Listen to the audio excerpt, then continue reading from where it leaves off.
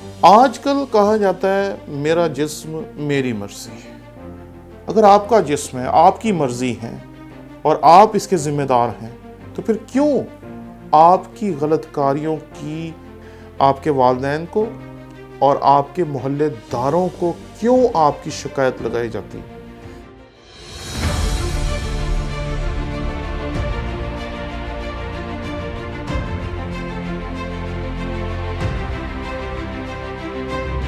ہمارے چینل کو لائک کریں، شیئر کریں، سبسکرائب کریں، اور اگر آپ کو پسند آئے تو ہمارے ان ویڈیوز کے لنکس کو لے کر آپ اپنے دوستوں، عزیزوں اور رشتہ داروں تک بھی پہنچائیں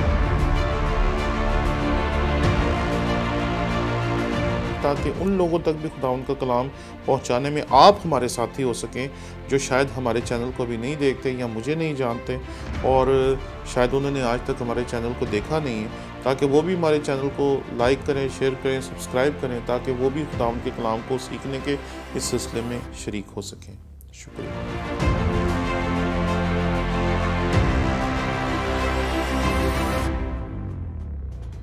مسیح یسوع کے عظیم و جلیل نام میں آپ کی سلامتی ہو. میرا نام پادری پروفیسر ٹونی ولیم ہے.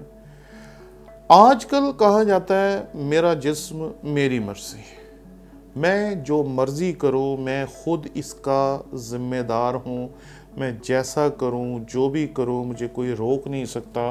اگر کوئی مجھے روکنے کی کوشش کر رہا ہے تو وہ غلط کر رہا ہے. میں جب دیگر ممالک میں جاتا ہوں تو میں وہاں دیکھتا ہوں کہ اس طرح کی جو اقدار ہیں وہاں درست ہیں. اس طرح کی باتوں کو ماننا، اس طرح کی باتوں کو قبول کرنا، اس طرح کی زندگی گزارنا وہاں درست ہے. لیکن ہمارے یہاں درست نہیں ہے، کیونکہ آپ کا جسم آپ کی مرضی ہو سکتی ہے، آپ کا جسم آپ کی ملکیت ہے، لیکن جب بھی کوئی شخص کو غلطی کرتا ہے تو سب سے پہلے اس کے خاندان کو کیوں جا کے کہا جاتا ہے کہ تیرے بیٹے نے یا تیری بیٹی نے یہ غلطی کی. اور اگر کسی کا کوئی رشتہ دار نہ ہو، ماں باپ نہ ہو، بہن بھائی نہ ہو، تو پھر اس کے محلے داروں کو کہا جاتا ہے کہ یہ شخص جو تمہارے گھر میں رہتا ہے، تمہارے محلے میں رہتا ہے، اس شخص نے یہ غلط کام کیا ہے. اگر آپ کا جسم ہے، آپ کی مرضی ہے اور آپ اس کے ذمہ دار ہیں تو پھر کیوں آپ کی غلط کاریوں کی آپ کے والدین کو اور آپ کے محلے داروں کو کیوں آپ کی شکایت لگائی جاتی؟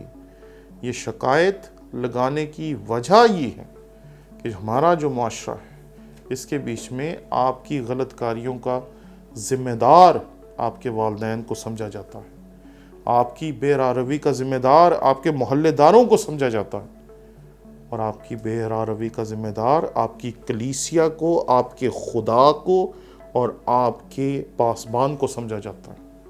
اسی لیے تو لوگ کہتے ہیں عیسائی ہیں، جدی ہوتے ہیں. کیوں؟ انہیں ایسا نہیں کہنا چاہیے، انہیں کہنا چاہیے یہ ایسا ہی ہے. لیکن وہ یہ کہتے ہیں، وہ آپ کے محلے کو غلط کہیں گے. وہ بستی جو ہے جدی لوکی نکلتے ہیں، اور پھر جو آپ کو زیادہ قریبی جانتے ہیں وہ یہ کہیں گے تینوں نہیں پتا ہے کس پیو دا پتر ہے یا کس ماں دی اولاد ہے. کیوں لوگ ایسی باتیں کرتے ہیں؟ آپ کی غلط کاریاں، آپ کا عشق، آپ کی محبت، آپ کی بے راہ روی کی سزا کیوں آپ کے ماں باپ کو بھگتنی پڑتی ہے، آپ کے محلے کو بھگتنی پڑتی ہے، آپ کے علاقے کو بھگتنی پڑتی ہیں، آپ کی کلیسیا کو، آپ کے مذہب کو کیوں بدنام کیا جاتا ہے؟ کیونکہ ہم جس معاشرے میں رہتے ہیں اس میں میرا جسم میری ملکیت نہیں ہے. آپ ذمہ داری ہیں اپنے ماں باپ کی، آپ ذمہ داری ہیں اپنے معاشرے کی، اپنے علاقے کی، اپنے گھر بار کی. آپ ذمہ داری ہیں اس کلیسیا کی جس کے آپ رکن ہیں. اس لیے یہ بات یاد رکھیں کہ ہم بڑی دلیری کے ساتھ کہتے ہیں کہ میرا جسم میری مرضی، میں جو مرضی کروں. یہ مرضی کرنے سے پہلے سوچ لیں کہ جب بھی آپ کوئی غلط کاری کریں گے جس میں عشق سب سے بڑی غلط کاری ہے، تو اس کے لیے سب سے پہلے آپ کے ماں باپ کو بھگتنا پڑے گا کہ تم نے کیسی تربیت کی. آپ کے घराने को, आपके इलाके को भुगतना पड़ेगा कि ये कैसा बच्चा यहाँ पर पैदा हुआ है जिसकी परवरिश इस इलाके वालों ने दुरुस्त तौर पर नहीं की। आपकी कलीसिया को ये भुगतना पड़ेगा, आपके पासबान को भुगतना पड़ेगा।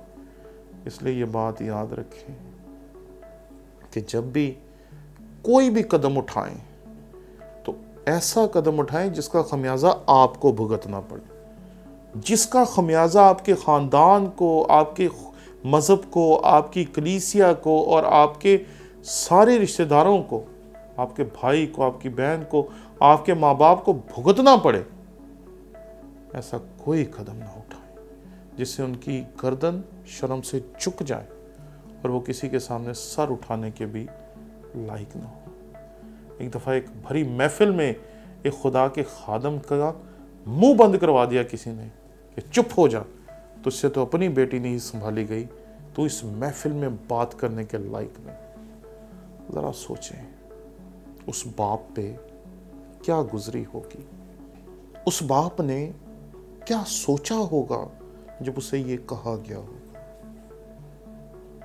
इसलिए जब भी कोई कदम उठाएं, चाहे वो इश्क हो, चाहे वो किसी के लिए अपना सब कुछ कुर्बान कर देने का जज्बा हो, ये ज़रूर सोच लें कि उसका खमियाजा आपको भुगतना पड़े, किसी और को नहीं। शुक्रिया।